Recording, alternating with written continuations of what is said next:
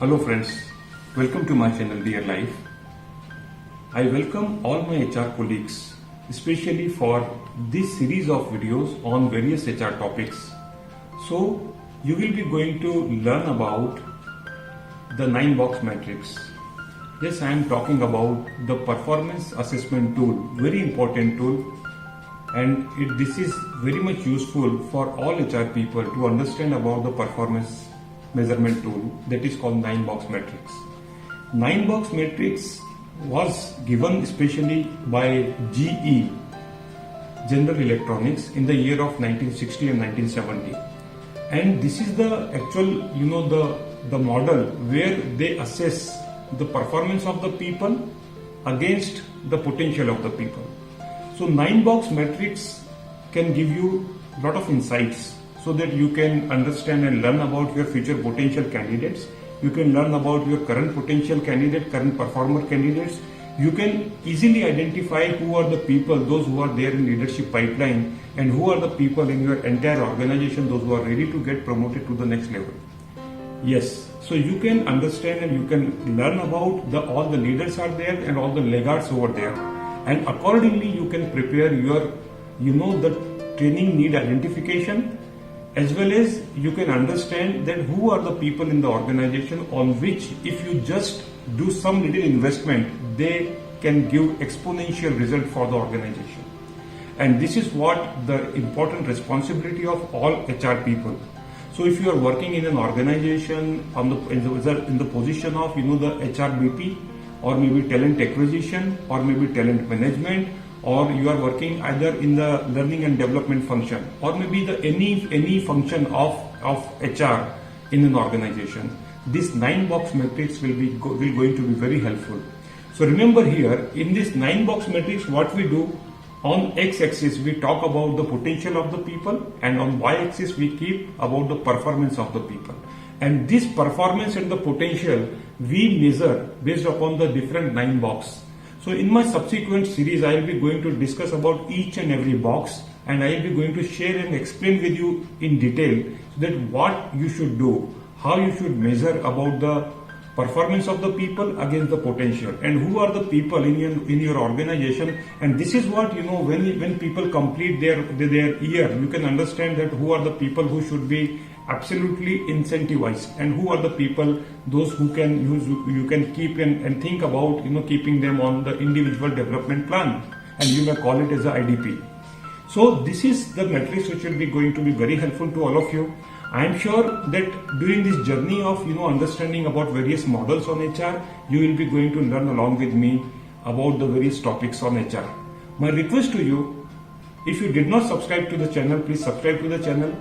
Share it with all your HR colleagues, because there are many textbooks are available. You may have learned about the Good Management Institute, but I will be going to share with you all the granular and the minute aspect of all these the various models where you can actually learn about all those important things.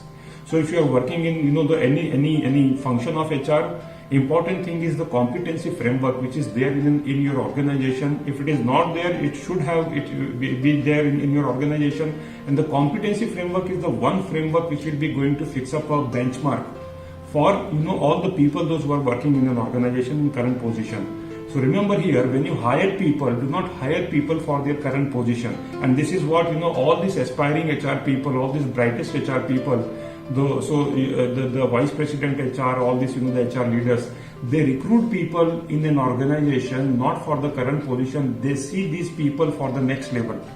Say for example, if you are selecting a person for a national level position, you do not select the person for the national level position. You may be looking for the next level position for this person may be suitable or not. So remember, one of the psychology and one of the thinking and the thought process, whenever you are recruiting right people in an organization, you will be going to give the compliment to the organization. If you are selecting a people, take time. So many people, those who are doing the 11th hour of recruitment, there may be chances that you may fall into the trap that may be recruiting the wrong candidate for an organization. So remember here, what I always recommend, and I would always advise, that rather than selecting wrong people at the 11th hour and the rushing for the recruitment, take time, because one wrong person that harm an entire organization. Right now, you do not know the kind of the culture from which the person is coming to your organization. He may not have understood about the culture of your current organization, the good practices and the psychology and the thinking process of your organization, and especially when they are dealing with the people.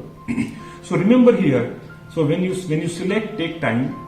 Nothing going to be very bad or drastically will going to be very harmful if you take time. But before you select, check all the checkpoints which are important for you to understand, especially while checking about the credentials of the people, while checking about their past performance in an organization, while checking about their aspiration and the behavior with the people.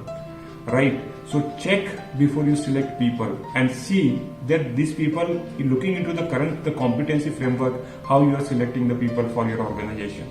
So my request to all the people, those who are working as a recruitment consultant, they also have this important responsibility. It's not only that you are working for an organization and just selecting a people and giving them the people and hand over the people to them. It's always your responsibility so that they rely on you. So whenever you are recruiting people, make sure you give them the right people based upon the competency framework. So there are important things. What are the competency framework? What we are looking at? We are looking at the JD, job description. So the important thing here, whenever you look into the each and every aspect of their job description, are they fulfilling that?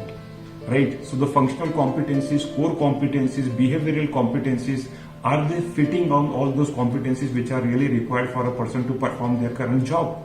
Or if they are lacking behind, so do you have that training setup? Do you have the people in your organization, those who are able to put their blood and sweat to make these people understand and train them to as per the current competencies which are really required, to looking into the competition in the market, looking into the peer companies, what they are performing over there. So that possibly will be helpful to you in terms of selecting the right people. So remember here, we will be going to learn about the 9-box matrix in my next, the video which will be going to come up. And I would request, stay tuned, keep learning, and wish you all the best. Thank you so much for watching.